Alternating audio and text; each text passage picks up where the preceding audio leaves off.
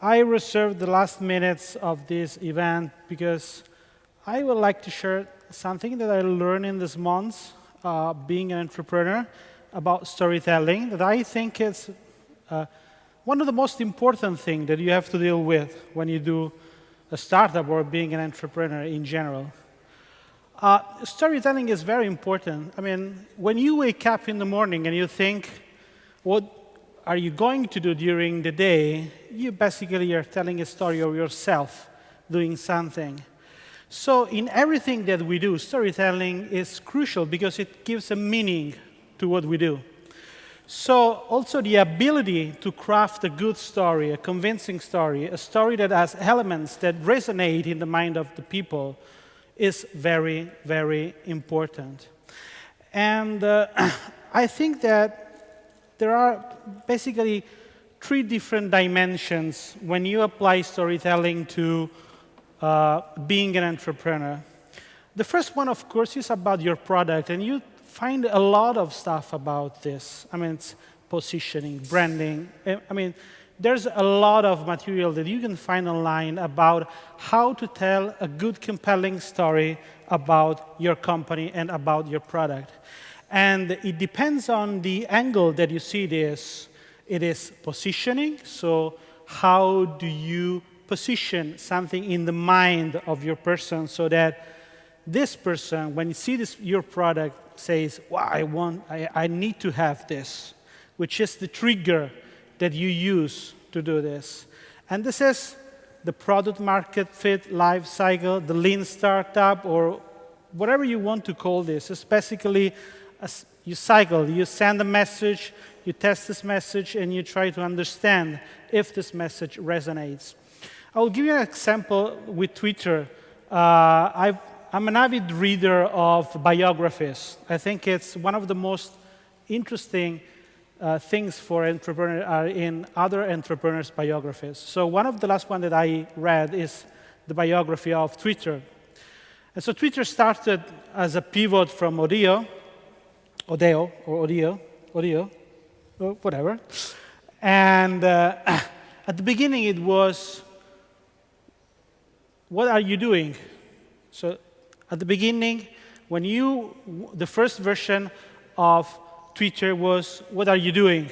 Okay, so they were asking people to tell what they were doing. So the stories that you could find on Twitter at the beginning were, I got up early this morning, I did this, I did this other, and so on.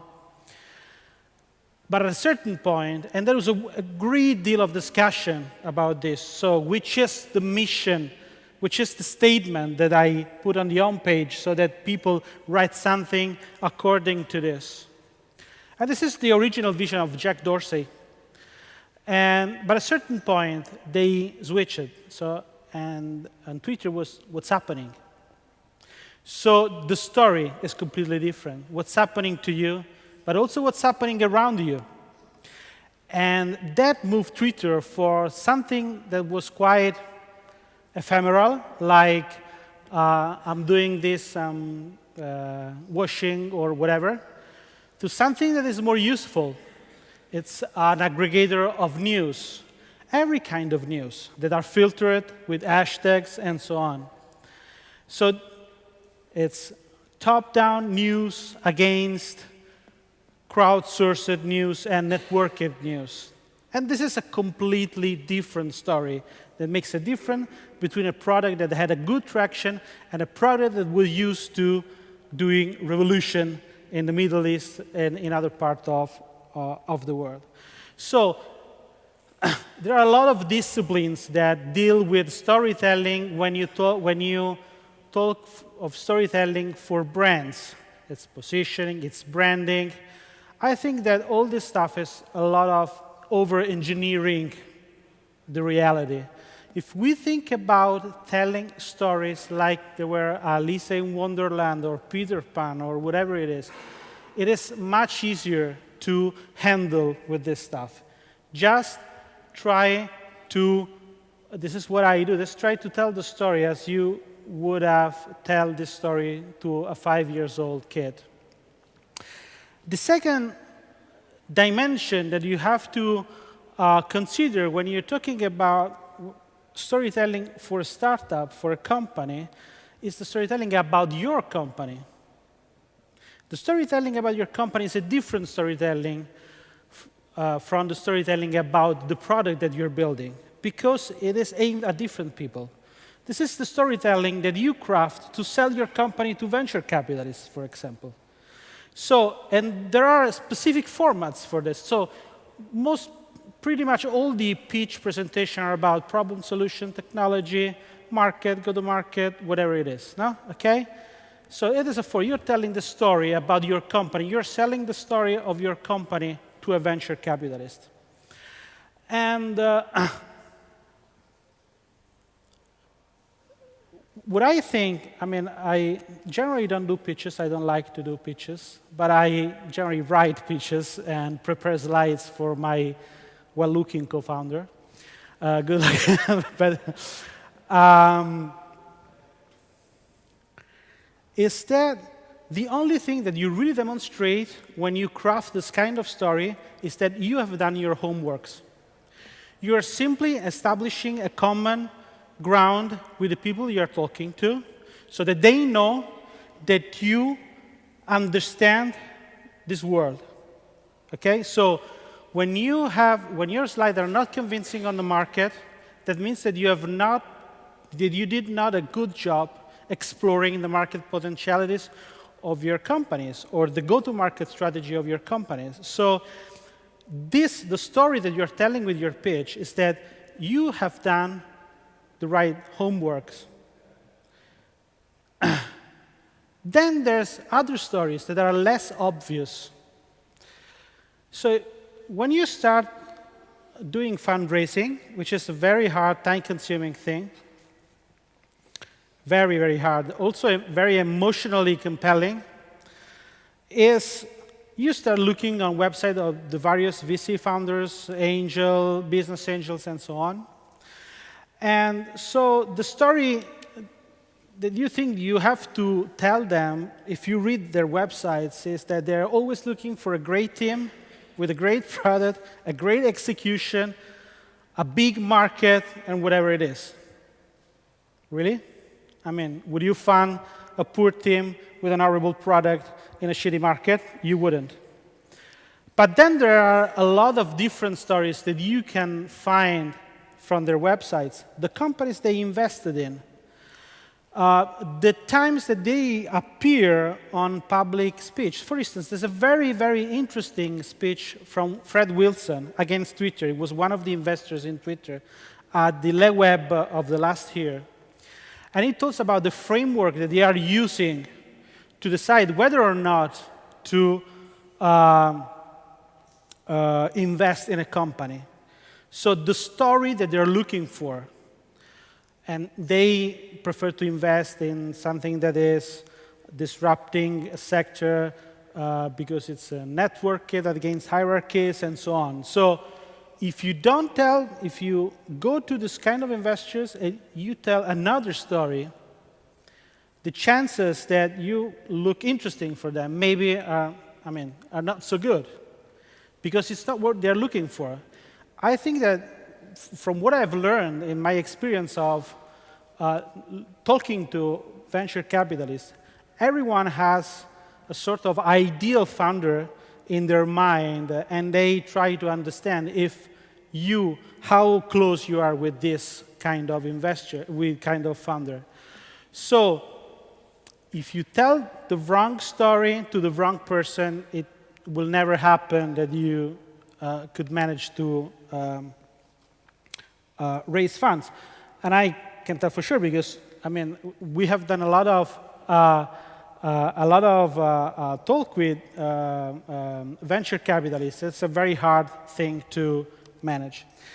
At the end, there's the less obvious dimension of storytelling related to the startups, to a startup, to being an entrepreneur, which is the story of yourself as an entrepreneur, of you as an entrepreneur. Again, let's back to Twitter again. How many founders, how many people contributed to the foundation of Twitter? How many were in the team that did the first version of Twitter? 4. Good. So I think that you can name at least 2 of these, which are Jack Dorsey, Evan Williams, maybe someone beats Stone. Does anyone ever heard of Noah? I don't remember the surname, actually, of the 4th people. OK. Because he was fired, I mean, it was fired immediately after. Fired, I mean, you resigned or whatever it is. Why it didn't work? Why he was not in the people that are considered founders of Twitter? Because his story didn't fit with the story of the product and of the company. But it didn't fit simply because for him, I mean, it was him the problem. In that period of his life, in that moment, he was the one who had the idea of building Odeo, but he was not the one that could go on building Twitter. In that period, having family problems with the wife or whatever it is, his story did not fit with the story of the company and with the story of the product, the way where they were building. And the story of yourself is a story about honesty with yourself. Because you have to look at yourself in the mirror and say, OK, I am the right person to build this thing. I mean, it's not so obvious, because sometimes we can think, yes, we can do it, but others think it's you have doubts. But think about a person like Richard Branson, Virgin, or Elon Musk, Tesla.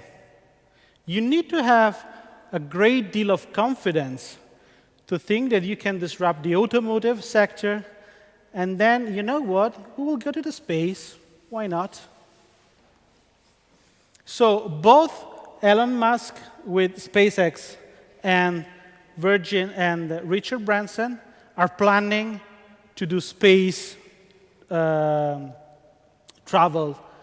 commercial space travel. So is this the challenge that you want to take? Is this the thing that you really want to pursue in your life? If you're honest with yourself, you need to be honest with yourself, because everyone talk about you have to be passionate about something, you have to be passionate about something. To be passionate about something is a proxy, okay? It is not enough that you are passionate about something. I mean, I'm very passionate about food, as you can see. But does this mean that I have to do a startup about food? Or a startup about food essentially is a restaurant to me. No, I don't want to deal with a restaurant every day of my life and being stuck in a restaurant every day of my life. So it is not only about passion, but it is about your lifestyle, what you want to do, and what you feel you can achieve from what you're starting and from your history. Last thing, the 3 dimensions should be coherent. If the 3 dimensions are incoherent, or you will live a miserable life because you are pretending to doing something, so you're faking until you're making it. But faking is hard, it's very hard, or it will be clear at a certain point that they are incoherent, or that you are building a product that doesn't fit with the ambition of the company, or that you're telling that you're building a big product, but when you talk about the company looks very small, or that you want to do this and you want to do this, that your ambition is to do this, but you then at the end do other things. So this is just a few things that I have learned about, I can say, storytelling, about telling a story about my product, telling the story about the company that I'm building, telling the story also about myself as an entrepreneur that I wanted to share with you today.